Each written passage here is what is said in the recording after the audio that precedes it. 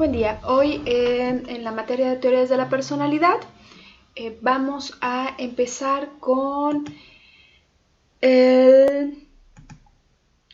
teorías psicoanalíticas y damos origen con el padre del psicoanálisis, que es Sigmund Freud. Bien, Freud nació el 6 de mayo de 1856. Había diferencia de edades entre su mamá y su papá, ¿no? Se llevaban 20 años de diferencia. Su padre era un hombre sumamente estricto y su madre era amorosa, apapachadora. Al ser más joven, pues era una mujer joven, esbelta, linda, y era muy protectora con su hijo. ¿Por qué es importante la biografía? Porque vamos a ver en todos los autores cómo su historia de vida permea de manera impresionante en la teoría que elaboran. Y en Freud vamos a ver claramente cómo esta relación con su madre y con su padre impacta muchísimo en sus teorías, ¿no? Entonces, hago una cita, dice, las siguientes palabras es por Sigmund Freud, marcan de manera determinante cómo era la relación con su madre. Dice, el hombre que ha sido preferido indiscutible de su madre sentirá toda la vida que es un conquistador, con esa confianza en el éxito que a menudo lleva al éxito real, ¿no? Menciona que esta confianza que la madre tenía en él lo determinó para llevarlo al éxito. Esta seguridad que la madre le transmitía diciendo que él era maravilloso, que él era bueno, que él era lo llevó a tener ese éxito real, ¿no? Si ante los ojos de la madre era un triunfador que no necesariamente podría serlo, pero esta sensación que le confirmaba constantemente su éxito lo llevaba a un éxito real. Y la relación con su padre, al ser un hombre estricto, duro, más, generó una relación un tanto cuanto de odio, ¿no? Él mencionaba que odiaba a su padre y que él deseaba ocupar su lugar, desplazarlo. Esto lo vamos a ver muy marcado más adelante en las teorías que él maneja. Irónicamente, Sigmund Freud muere de cáncer en la boca, ¿no? Sigmund Freud fumaba mucho y esto desemboca en cáncer en la boca. Al final de sus días, a él le platican realmente lo que a su muerte se le practicó eutanasia, porque el médico que lo atendía al final de sus días tenía que estar medicado con opio muy fuerte con opiáceos para calmar el inmenso dolor que tenía. Entonces las últimas dosis cada vez fue incrementando más de la necesaria para que al final muriera. Esta es la vida de un brevísima introducción de la biografía de Freud. Recordemos que a Sigmund Freud le tocó vivir la Segunda Guerra Mundial. Era judío, fue desplazado, afortunadamente no murió. Se negaba a abandonar Viena, pero cuando fue detenida su hija, eso es lo que lo motiva a abandonar su ciudad. A los inicios, mientras todavía estaba en Viena y está la intervención alemana, queman todos sus libros. Él dice que eso no le importaba mucho porque él vivo y siguió escribiendo sus teorías. Pero mencionó, dice, bueno, como especie hemos avanzado, porque en la Inquisición me hubieran quemado a mí o queman mis obras, ¿no? Eso al inicio de la Segunda Guerra Mundial. Vemos que después las cosas se complicaron, ¿no? Pero bueno, esta es una breve introducción a la biografía de Sigmund Freud y vamos a dar inicio a sus postulados, ¿no? Según el psicoanálisis y su manera de ver la personalidad, dice que hay niveles, ¿no? Sigmund Freud menciona o hace alusión a la metáfora del iceberg, ¿no? Dice que nuestra personalidad, nuestra psique, tiene 3 niveles, que es el consciente, que es aquello que tenemos presente, sabemos que es nuestro contacto con la realidad. El preconsciente, que es aquello que está almacenado, recuerdos, situaciones que guardamos, pero que están ahí de fácil acceso a nosotros, podemos regresar a ellos. Y el inconsciente es todo aquello que guardamos hasta lo más profundo, porque en general son vivencias que nos resulta difícil manejar, o dolorosas, traumáticas, o exceso de realidad, ¿no? Aquello que para nosotros es demasiado, entonces lo mandamos al inconsciente y no lo queremos manejar y está ahí guardado. Pero en el reflejo del iceberg dice, bueno, el consciente es una parte muy, muy pequeña de quienes realmente, de lo que realmente ha estructurado nuestra psique, y lo fuerte está en el inconsciente. Y a través del psicoanálisis se trabaja para llegar al inconsciente, hacerlo consciente y poderlo trabajar, y a partir de ello crear cambios en las personas, en su manera de ver, de vivir, ¿no? Entonces, bien. Y menciona que también a partir de estos niveles de la personalidad, también está la estructura de la personalidad. ¿Qué estructura nuestra personalidad? Nuestra personalidad está estructurada, según Sigmund Freud, por 3 elementos: el yo, el superyo o el ello, que también es conocido como el id, el ego y el superego. Lo vamos a encontrar en distintos libros con nombres diferentes, pero al final es lo mismo. El yo es el principio de la realidad, es decir, quién soy yo en este entorno real, en esta sociedad, cómo me comporto, cómo me relaciono, cómo está mi persona, cómo hablo, cómo me visto, quién soy yo, a partir de esta realidad en la que me encuentro. Y el ello, o el id, es esta pulsión instintiva, o este principio del placer que está relacionada con la pulsión de vida. Freud mencionaba las pulsiones y estaba el eros y el thanatos, que era la pulsión de vida y la pulsión de muerte, ¿no? Que era este instinto de búsqueda por el placer, por el sexo, por el disfrute. Pero también estaba la pulsión de muerte, que estaba la búsqueda de la autodestrucción, de la muerte, de lo necrófilo, ¿no? Y estos impulsos, estas pulsiones están en nosotros. Y el ello es esta parte de la personalidad que es totalmente instintiva, totalmente regida por estas pulsiones. Y está el superyo, que son los aspectos morales, los aspectos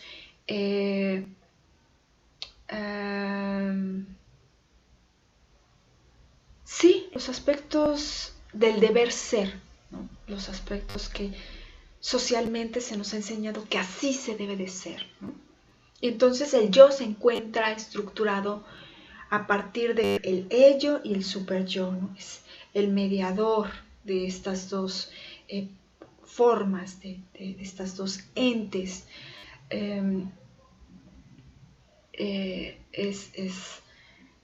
Es el que media entre dejarse ir por el deber ser y el todo tiene que ser perfecto, estructurado, organizado, y la pulsión de buscar el constante placer, ¿no? O buscar la autodestrucción, ¿no? También está, porque también está la pulsión de muerte según la estructura o la postura de Freud y cómo está estructurada la personalidad de acuerdo a Sigmund Freud. Bien, continuamos. Esto lo vamos a ver más adelante. Sigmund Freud crea o considera que la personalidad se va desarrollando a lo largo de la vida. En los primeros años queda estructurada según Sigmund Freud, en los primeros 5 años de vida, según él, se estructura la personalidad, pero que ésta pasa por distintos estadios o distintas etapas, ¿no? Y que estas etapas están marcadas por la pulsión o la libido, el gusto o la necesidad de búsqueda del placer. Y de acuerdo al estadio se encontrará el momento en el que y el canal de búsqueda del placer, ¿no?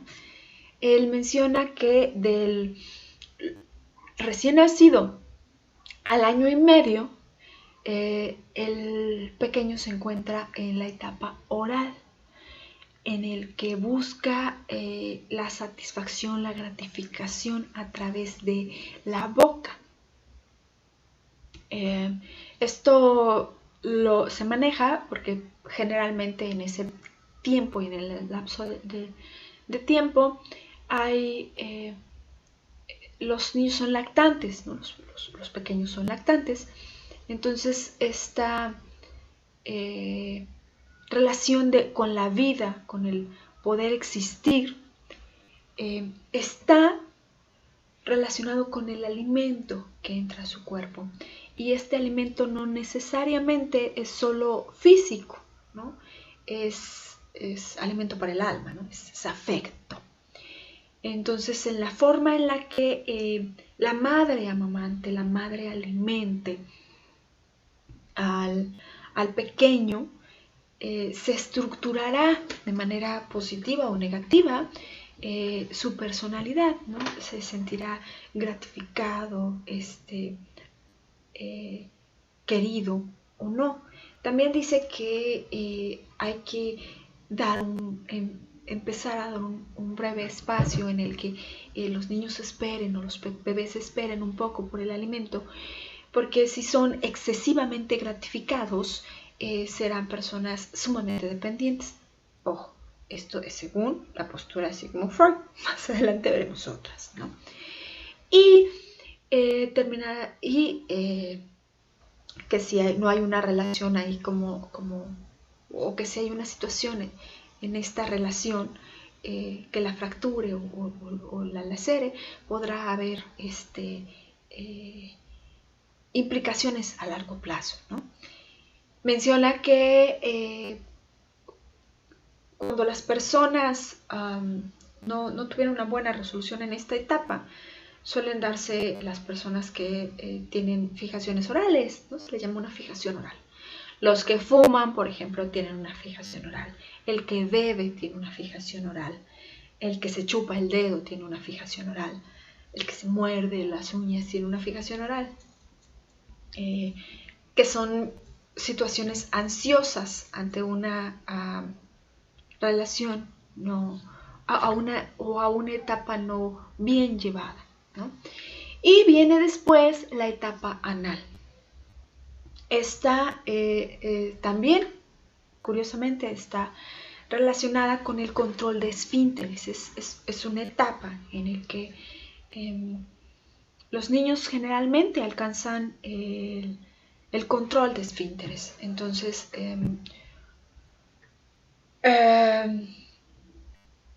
Freud mencionaba que aquí, en esta etapa, los pequeños encuentran placer en retener y expulsar sus esfínteres, ¿no? En este manejo del esfínter. También aquí menciona que la relación con la madre, ojo, recordemos la biografía de Sigmund Freud, la relación con la madre y el cómo aborda este proceso de control de esfínteres impactará de manera importante con su estructuración de la personalidad. Porque para el niño se supone que sus esfínteres son una extensión de su persona. Entonces, si la mamá dice fuchi, guácala o le da asco, se siente rechazado, ¿no? Y este rechazo podrá generar situaciones a largo plazo. Menciona uno de los ejemplos que se suele dar o que da Sigmund Freud, es que las personas que no tienen resueltas esta etapa suelen ser personas que acaparan, que quieren controlar, ¿no? Un ejemplo sería las personas que son sumamente tacañas o avaras a niveles extremos, ¿no? Que almacenan el dinero y no lo usan, ¿no? Que solo lo quieren tener. Bien, y después viene la etapa fálica. Aquí también coincide con la etapa del desarrollo, en el que los niños llegan a esta etapa de autoexploración, ¿no? Los niños en general tienen entran en un proceso de autoexploración de sus genitales.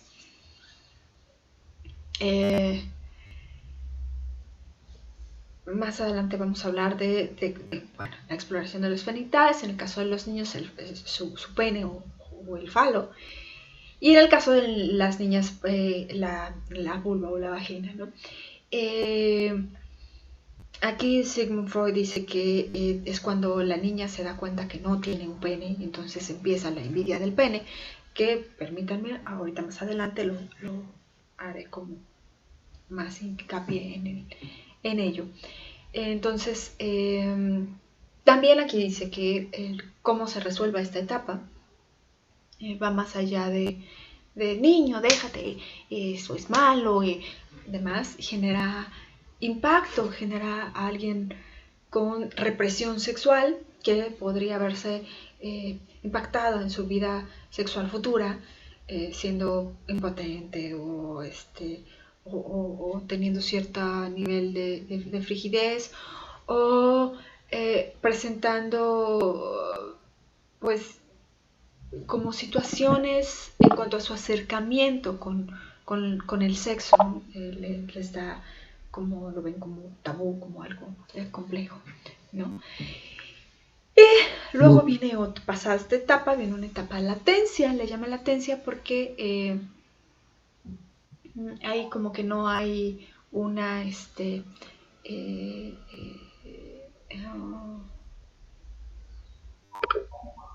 como muy focalizado el principio del placer, ¿no? Está más bien en las relaciones que entabla con los demás. Y finalmente llega a la etapa genital, que es a los 12 años, que es cuando entran en la pubertad, ¿no? Aquí es en los primeros encuentros sexuales y demás determinarán. Y terminarán de estructurar por completo la personalidad del sujeto. Bien, aquí quiero hacer una pausa. Bueno, viene lo de defensas contra la ansiedad, pero quiero retomar unos puntos que quedaron pendientes durante la plática. Dentro de los postulados de Sigmund Freud está el complejo de Edipo. Si recordamos que en la biografía de Freud él decía que tenía una relación compleja con su padre, ¿no? Y él quería desplazarlo, ¿no? Y en el complejo de Edipo hace alusión a esta obra griega de Edipo, en el que Edipo es expulsado del reino, regresa, asesina a su padre, se casa con su madre y se acuesta con su madre. Él dice que el niño va a desarrollar un amor por la madre, ¿no? Un amor, un enamoramiento de la mamá. Entonces va a querer desplazar al padre del afecto materno, ocupar el primer lugar. Entonces va a estar peleando por este afecto, por esta atención, para ser el primero y el único. Y que llega un momento en el que quiere asesinar al padre. Esto lo menciona que es de una forma simbólica. No estamos hablando que el niño, que no, sino de una forma simbólica, ¿no? Quiere desplazarlo para ser el único dentro de los afectos de la madre. Y que es un proceso que se da de manera natural y que en algún momento se va resolviendo de manera positiva, donde el niño se da cuenta que puede ocupar un lugar alterno. Buenas tardes, que puede ocupar un lugar en la vida de su madre sin tener que acabar con el padre, y porque aparte de todo se da cuenta que él no puede acabar con el padre porque el padre es más grande, es más fuerte. Entonces tiene miedo de enfrentarlo completamente, entonces aprende a cómo manejarlo. Aquí viene también otro de los conceptos manejados por él, que era el temor a la castración, que aquí viene también de la mano de la envidia del pene y de la carencia del pene. ¿Por qué? Porque se supone que el niño ve que su mamá no tiene pene y lo ve como que es un ente castrado, ¿no? O sea, como que no tiene porque se lo quitaron. Entonces, si yo enfrento a mi papá, que es fuerte y poderoso, pues puedo ser castrado y entonces terminar así, según el postulado de Sigmund Freud, ¿no? Entonces, cuando se resuelve esta situación del el complejo de Edipo, pues se empieza a dar una relación de identificación con el padre. Yo ya no lo odio, ahora yo me doy cuenta que soy como él y no soy como mi madre, no soy un ente castrado, soy un ente como mi padre, entonces puedo generar la identificación y desplazo este odio por la sensación, por la idea de identificarme con él, ¿no? Pongo otra. Así es como maneja Sigmund Freud el complejo de Edipo. Ahora, si hablamos de los niños, ¿cómo ver esto desde la perspectiva de la mujer, ¿no? Aquí surge el complejo de Electra. Se supone que aquí se da la misma rivalidad, nada más que en este caso, o rivalidad o búsqueda del afecto único con la madre. Aquí la niña quiere desplazar a la madre para ser el objeto único de afecto del padre, ¿no? Aquí igual, si se resuelve de manera positiva. Aquí en este postulado hubo detalles que quedaron más sueltos, ¿no? Porque evidentemente se supone que la niña ya está castrada, no tendría por qué tener miedo de la castración, ¿no? Desde acuerdo al enfoque de Sigmund Freud, ¿no? Quedaron muchos puntos pendientes en cuanto a la estructura de la psique en las mujeres en los postulados de Sigmund Freud. Bien, ahora vamos a parte. Sigmund Freud, dentro de sus mismos postulados, menciona que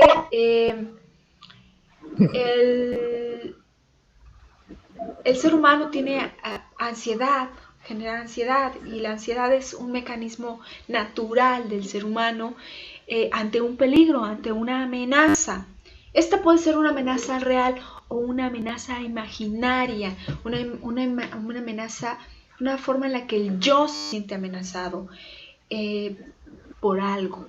Entonces busca cómo disminuir este conflicto, ya sea porque sean exigencias del yo o porque sean exigencias porque sean exigencias del super yo o porque sean exigencias del id o del ello, ¿no?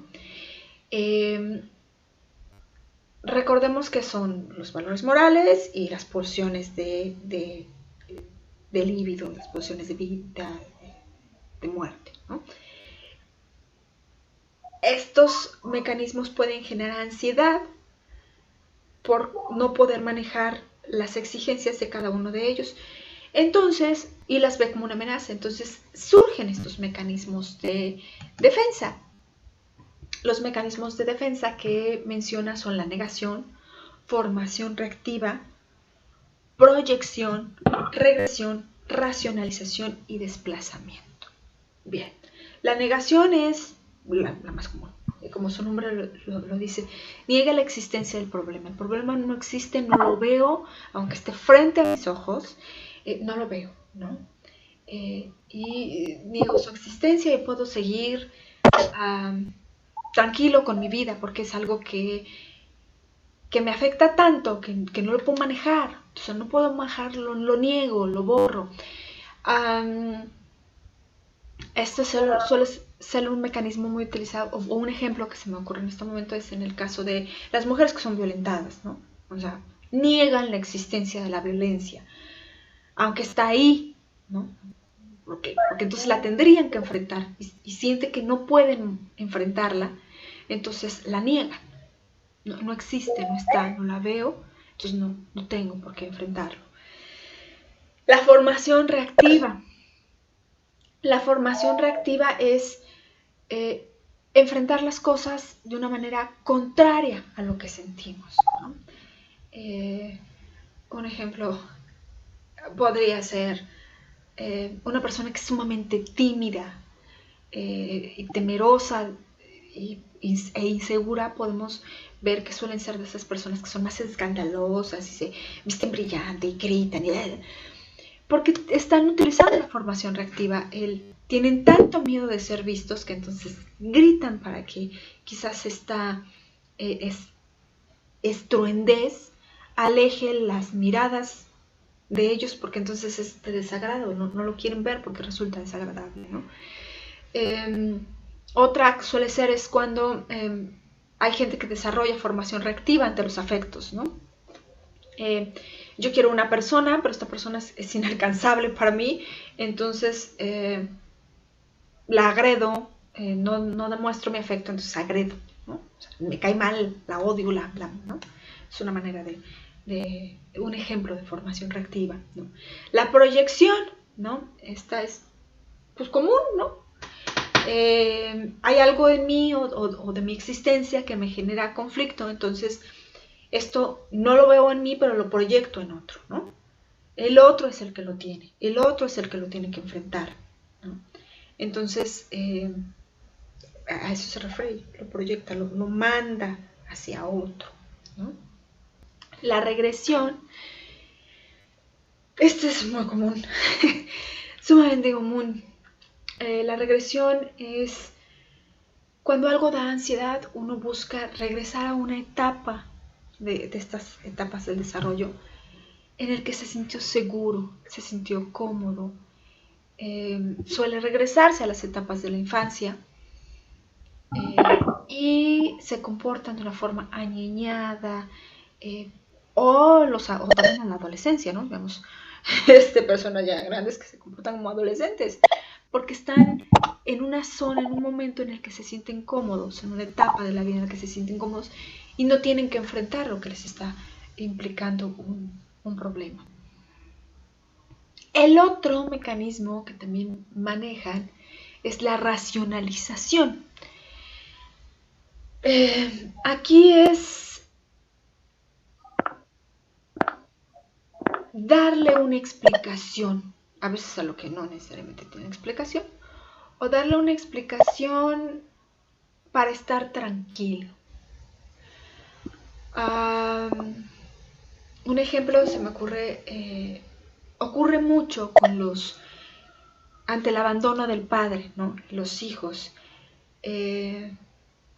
tienden a racionalizarlo diciendo, es que pobre, no podía, no sabía enfrentarlo, es como justificar, ¿no? Como darle una razón del por qué lo que está pasando. También pasa en las personas, en las víctimas de violencia, lo racionalizan diciendo, es que me golpeó porque pasó esto, y eso derivó en esto, ¿no?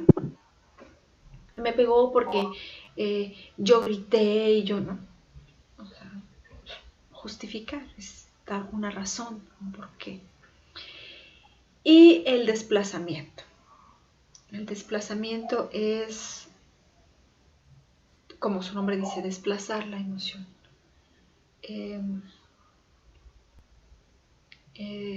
Hacia algo más, hacia algo distinto. Bien, esto es una breve síntesis de la postura del psicoanálisis. Voy a abrir para el seminario.